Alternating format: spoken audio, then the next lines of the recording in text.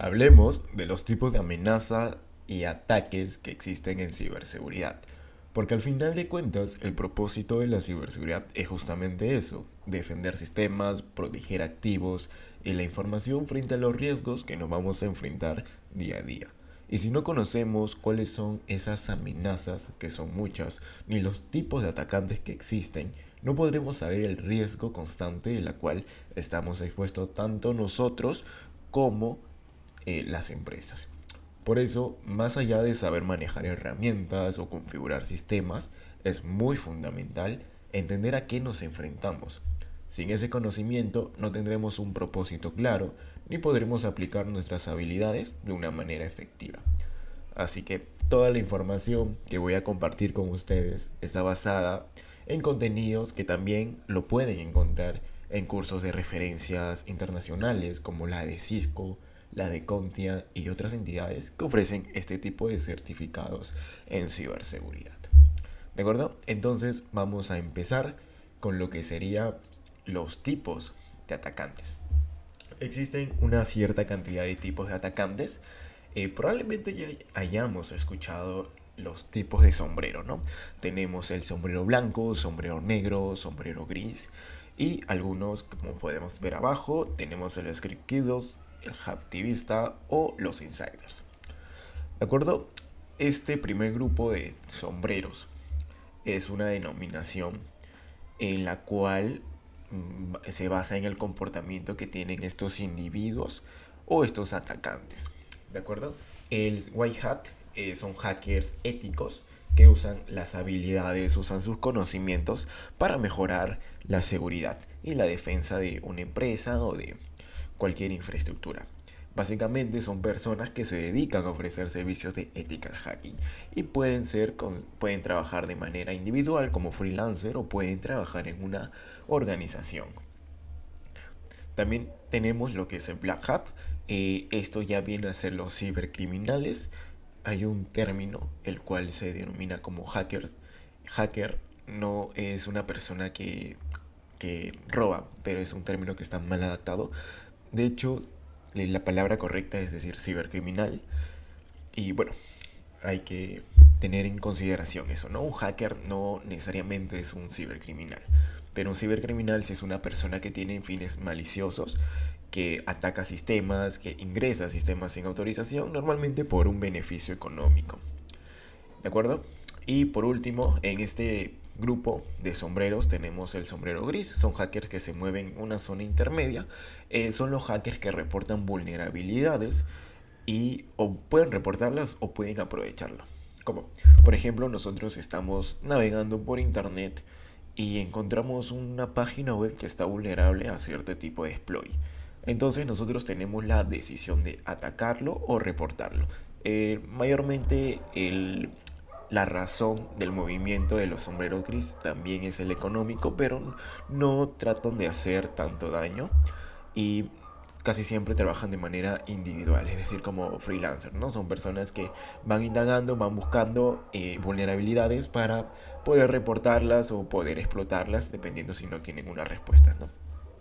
Entonces, de ahí continúa los tres de abajo que podemos ver en la diapositiva. Tenemos el script kiddles, que probablemente sea la mayoría de nosotros, que son personas que no tienen ni tan poco conocimiento ni muchos conocimientos sobre el tema del hacking, ¿no? Del ethical hacking, de explotar vulnerabilidades. Mayormente este tipo de personas o individuos usan herramientas que ya están por todo internet, ¿no? Que están en plataformas como HeatUp, que están en Kali Linux, entre esas plataformas de distribución, ¿no? Son personas que no tienen tanto conocimiento, que se guían en tutoriales, en documentaciones, y la mayoría de personas, su motivación es aprender. No son personas que tal vez por la curiosidad puedan indagar un poco más, puedan probar en algún sistema, digamos, comprometido, puedan probar en páginas web que conozcan de su distrito, por donde viven, para probar la vulnerabilidad. Van jugando, por así decirlo.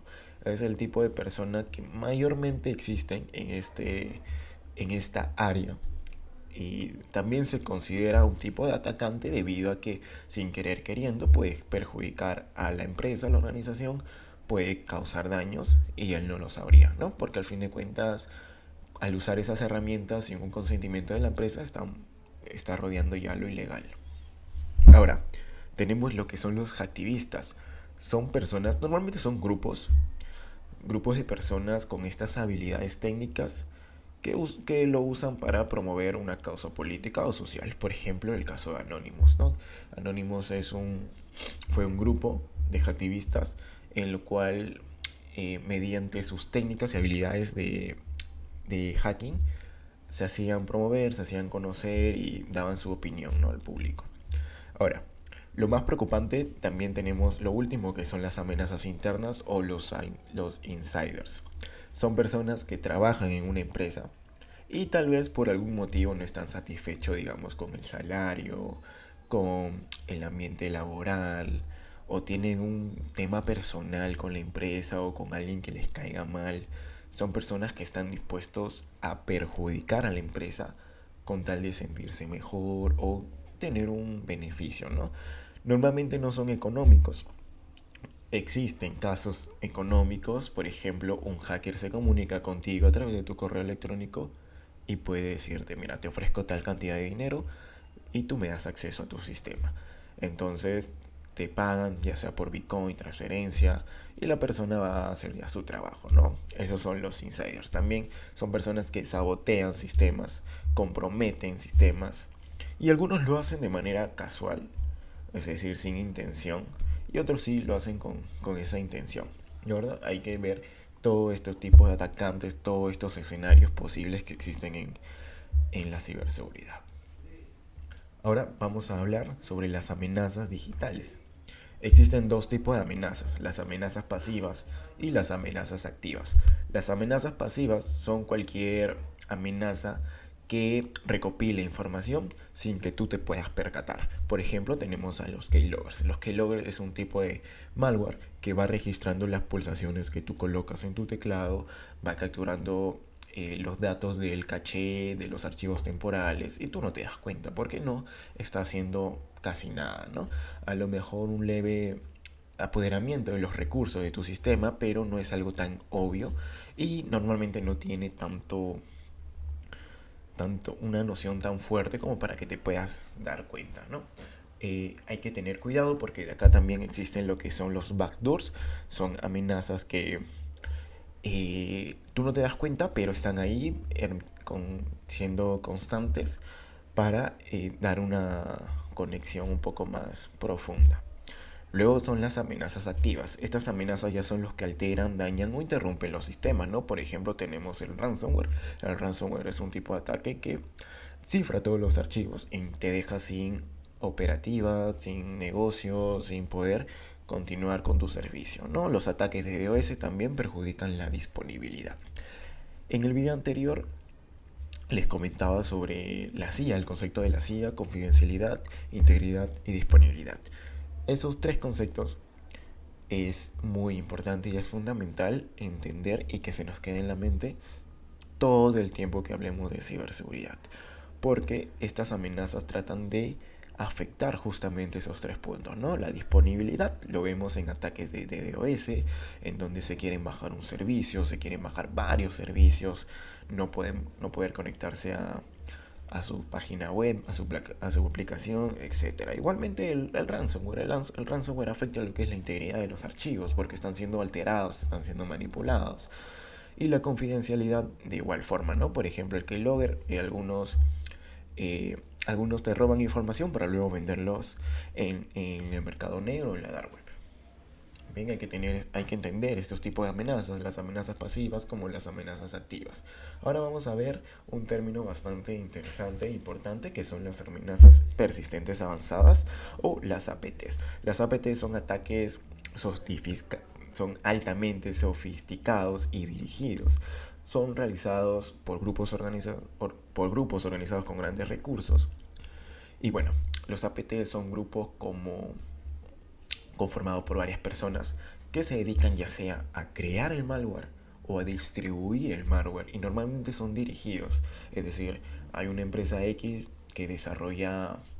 eh, que desarrolla aplicaciones web.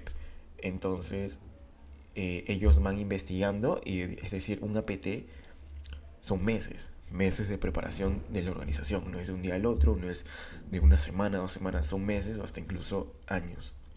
Son años en donde investigan, analizan, trabajan para descubrir a la empresa, las cantidades de personas que hay, eh, todo esto para realizar una serie de técnicas y tácticas que, ya, hablando de técnicas y tácticas, en internet existe lo que es una matriz del Mitre Attack, en donde básicamente nos menciona todo este tipo de recursos de técnicas, tácticas, APT.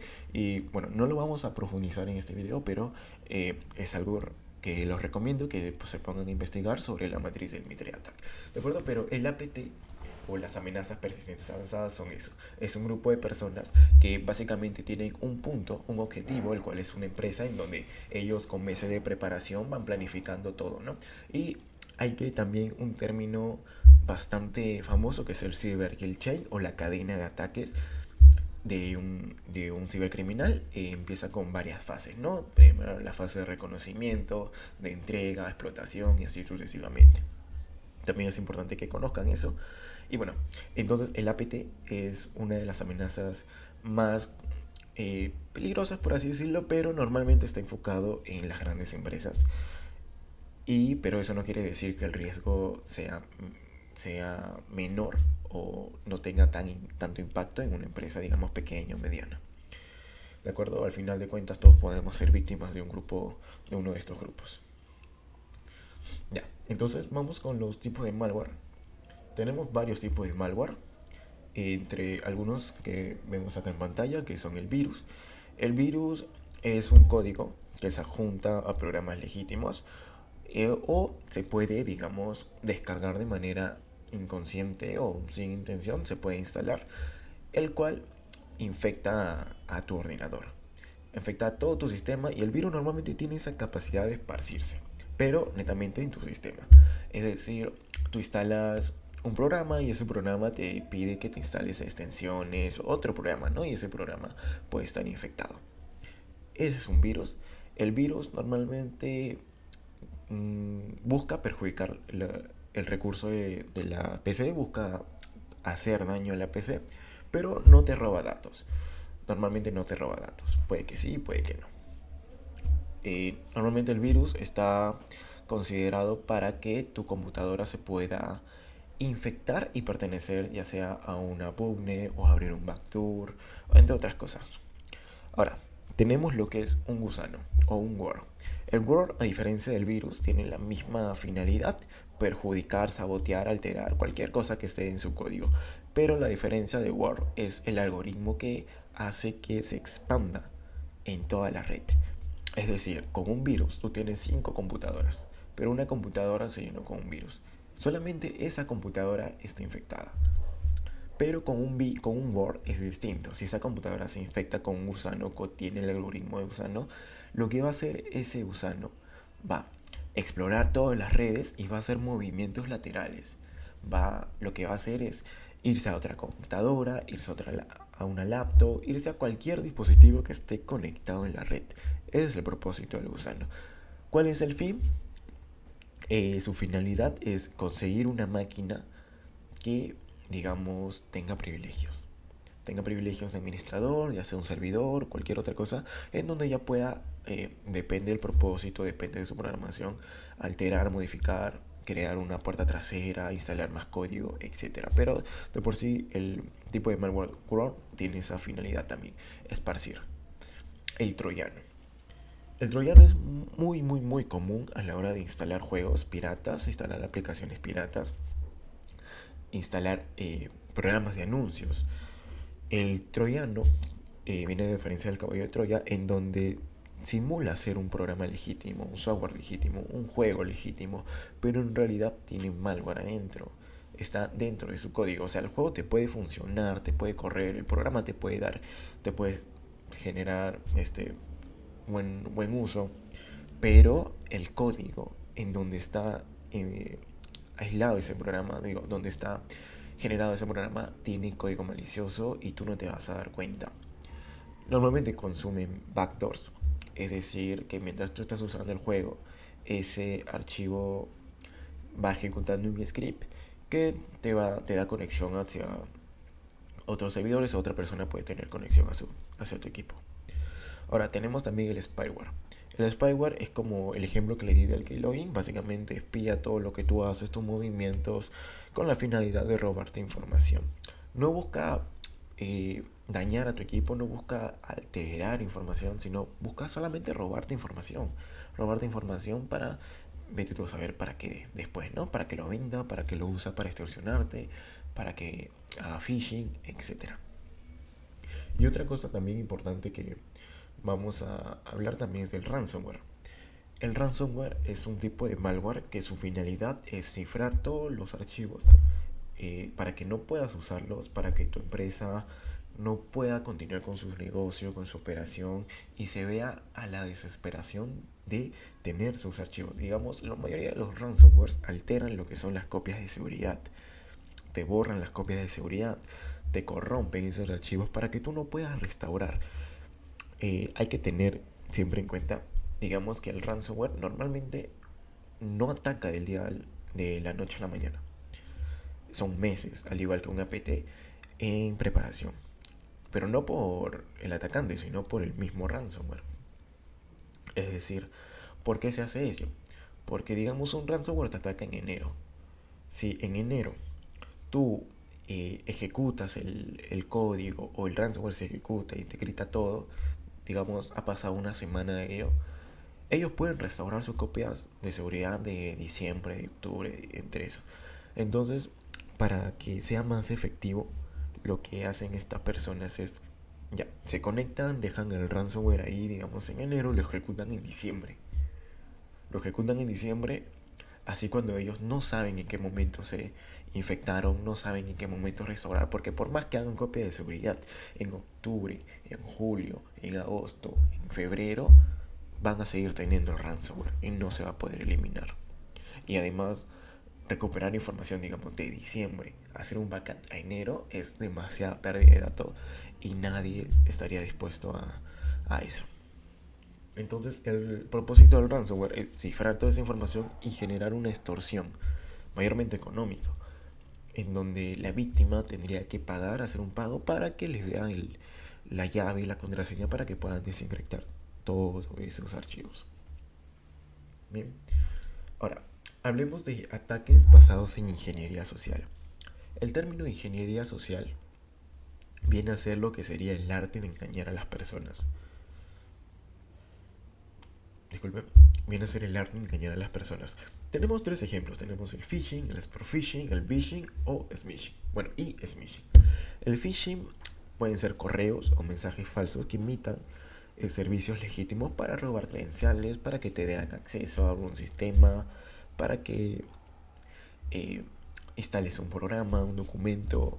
Es muy común ver empresas, si no tienen un anti-spam, es muy común ver en empresas este tipo de correos. Sobre todo correos, es demasiado común.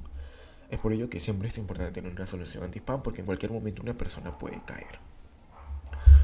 Un phishing puede ser, digamos, un correo con un dominio alterado, con mala ortografía, en donde te diga con un enunciado de urgencia, digamos, ha detectado acceso no autorizado desde China. Por favor, cambia tu contraseña aquí. Y tú, todo inocente, vas, abres el correo, te preocupas por el término de urgencia, le das clic al enlace, ves que todo parece legítimo, cambias tu contraseña y al día siguiente ya no tienes acceso. Ese es el phishing. Ahora tenemos lo que es el spear phishing. Básicamente el spear phishing es lo mismo que el phishing, pero la diferencia es que con el phishing es de manera aleatoria. Es decir, el mismo mensaje se lo pueden enviar a 100 personas. Pero el spear phishing es exclusivamente para una persona específica, con mensaje muy personalizado. ¿Cómo se logra eso? Investigando a la persona. Es por eso que también toda la información que nosotros publicamos en internet es bastante importante saber cuidar ese tipo de información. Por ejemplo, en LinkedIn podemos poner un montón de información nuestra, el cual personas con malas intenciones pueden revisarlo, pueden investigar y pueden generar este spear phishing.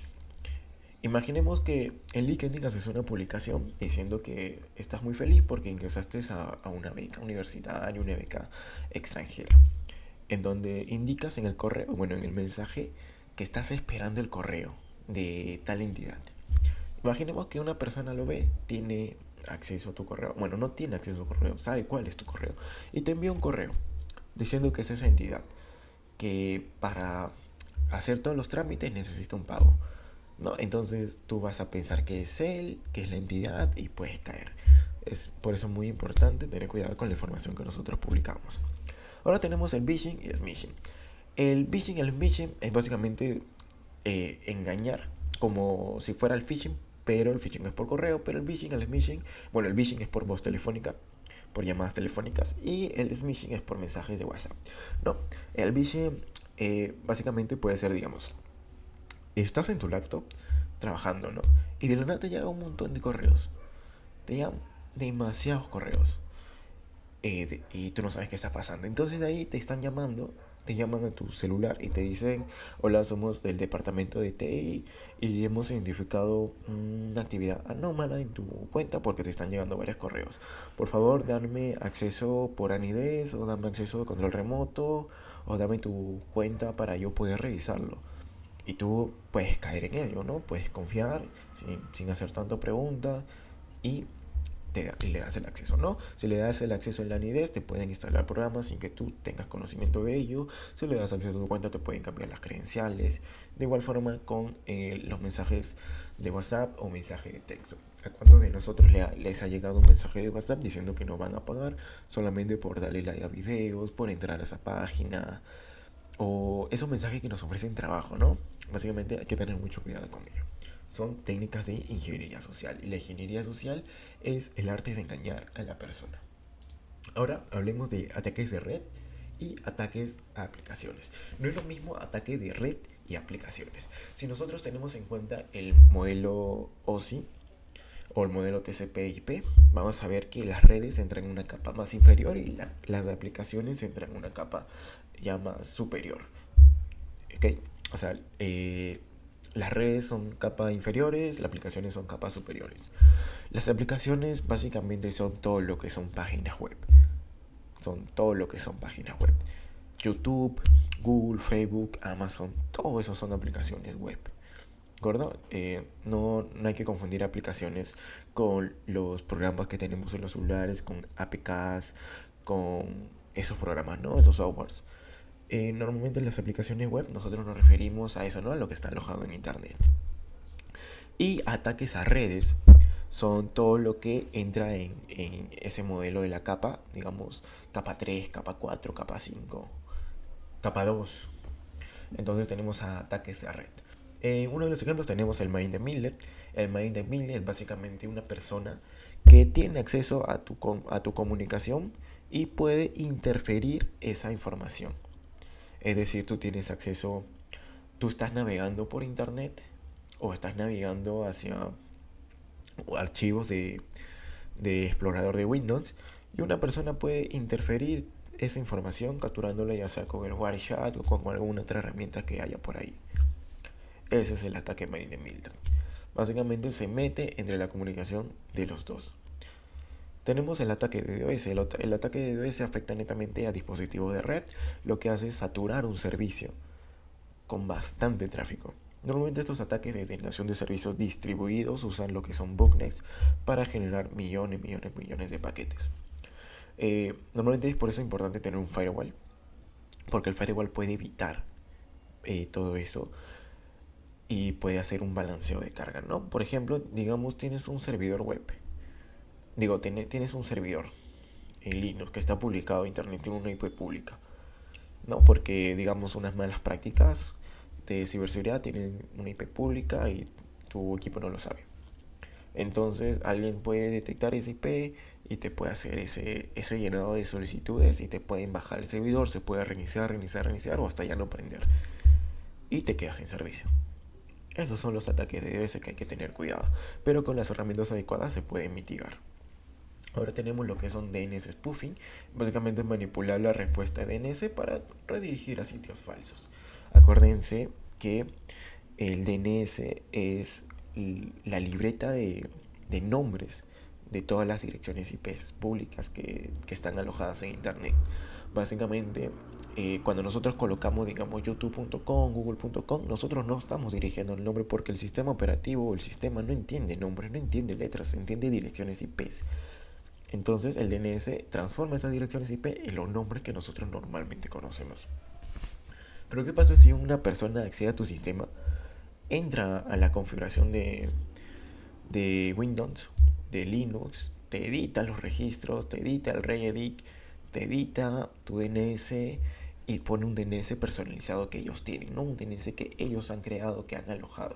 Entonces, cada vez que tú pongas google.com o facebook.com o amazon.com o el banco que tú quieras.com, tú vas a pensar que estás yendo a la página real, pero en realidad te están redirigiendo a otra página web falsa. No es por eso que ese es el DNS spoofing. Te redirigen a páginas web falsas sin que tú te des cuenta, porque alteraron tu DNS. Porque al fin de cuentas, lo que detecta el sistema operativo son números, IPs. Y tú lo interpretas con nombres por el DNS. Ahora tenemos el sniffing. El sniffing es un ejemplo de capturar tráfico de red para analizar y robar datos, mayormente usado con Wirechat. Por ejemplo, entras a una cafetería pública, hay wifi gratis, wifi libre, y alguien con malas intenciones puede entrar también a la misma cafetería, puede abrir un access point, puede compartir internet, pero tú dices, ya, internet gratis, no te conectas, pero esa persona puede capturar toda tu información, ¿no? Sin que te des cuenta, con esas aplicaciones como ya mencioné, como el WordChat. Ahora, ataques a aplicaciones. Acá ya es un poco más complejo porque ya vamos a un nivel de aplicaciones web en donde ya vemos SQL Injection. Básicamente en la barrita de búsqueda de nuestro navegador o de cualquier página podemos insertar código de base de datos en donde, consultas en base de datos en donde podemos obtener información bastante sensible si es que no está bien configurado, si no tiene buenas prácticas de ciberseguridad, si el código de la página no está bien estructurado. Podemos ver esta brecha de seguridad, ¿no? El SQL Injection.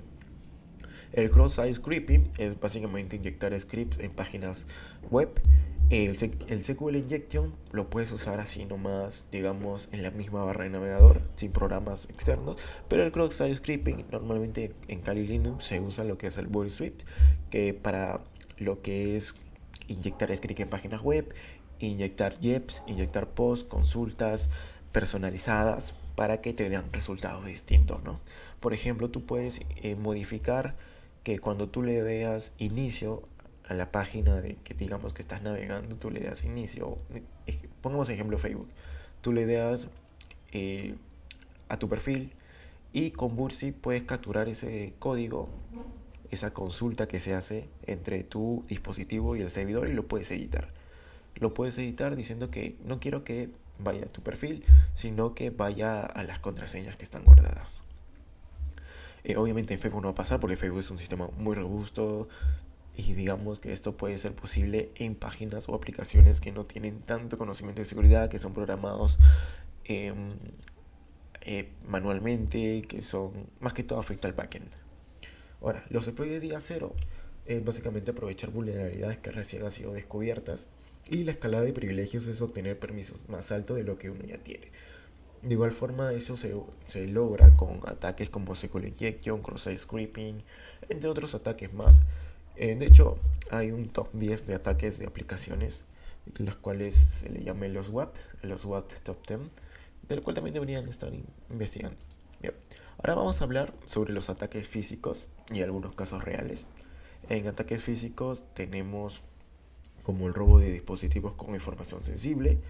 Tenemos ingreso a oficinas para instalar hardware malicioso, como un USB con virus. O también tenemos una combinación denominada ataques híbridos, como ingeniería social, más malware, más manipulación física.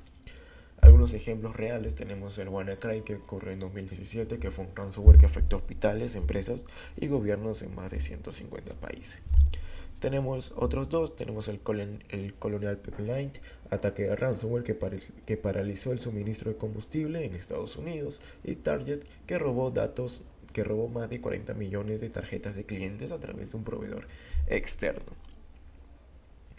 Bien, ahora que ya conocemos este panorama de amenazas, eh, ya podemos, digamos, tener un objetivo un poco más claro, saber a qué nos enfrentamos y posteriormente vamos a ver cómo defendernos ante estas amenazas.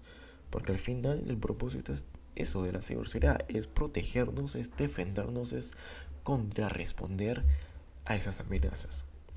Bien, entonces es importante mantenernos informados, aplicar buenas prácticas, combinar la tecnología con la habilidad humana. Es por ello que están las herramientas. Las herramientas es un gran apoyo, pero yo considero en lo personal que nunca va a superar la capacidad humana. Sí te puede dar bastante, pero siempre debe haber un humano eh, monitoreándolo, supervisándolo. ¿Bien? Entonces, eso es lo que es hasta el momento el panorama de amenazas, tipos de atacantes de la ciberseguridad. Así que nos vemos en el siguiente video, en donde voy a explicarle todos los dispositivos de seguridad, las soluciones que existen en el mercado, las herramientas que nos ayudarían a protegernos y por qué son importantes y ante qué amenazas nos pueden, digamos, ayudar bastante, ¿no? Así que eso es todo. Nos vemos. Chao, chao.